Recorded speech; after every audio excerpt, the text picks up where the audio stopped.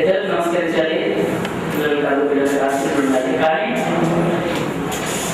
చివరికి ఇలా చేస్తే తప్ప వేరే పొజిషన్స్లో లేదు. ఇక్కడ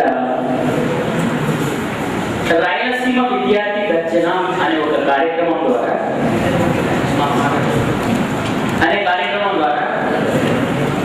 కడప ఉక్కు సీమ హక్కు, ఇక్కడ ఇంజనీరింగ్ చదువుతున్నారు మీరంతా,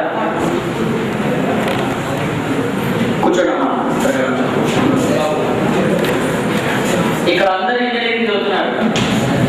ఇంజనీరింగ్ చదివిన తరువాత రాయలసీమ విద్యార్థులైనటువంటి మనకు ఉద్యోగాలు ఉన్నాయా? ఇంజనీరింగ్ సైతం చదివి మధ్యలో పెట్టుకోవడం, ఇంజనీరింగ్ సైతం చదివి వేరే పని చేయడానికి పెడుతున్నారు. అలాంటి బాబు వినాలమా, అలాంటి భయంకరమైన స్థితి గతి మన రాయలసీమకి ఏర్పడింది. అమ్మ కోస్తాంధ్రకు పోతే సంవత్సరానికి 3 పంటలు సుభిక్షంగా వండుతున్నాయి. పుష్కలంగా త్రాగడానికి నీళ్లున్నాయి, వ్యవసాయానికి నీళ్లున్నాయి, పరిశ్రమలకు నీళ్లున్నాయి, మంచి మంచి పరిశ్రమలు నెలకొల్పబడుతున్నాయి. వైజాగ్ స్టీల్ ప్లాంట్, అసలు ఆ స్టీల్ ప్లాంట్ తలుచుకుంటే కొన్ని లక్షల మంది విద్యార్థులు ఆ స్టీల్ ప్లాంట్ ఉద్యోగాలు ఆనందమైనటువంటి జీవితాన్ని గడుపుతున్నారు.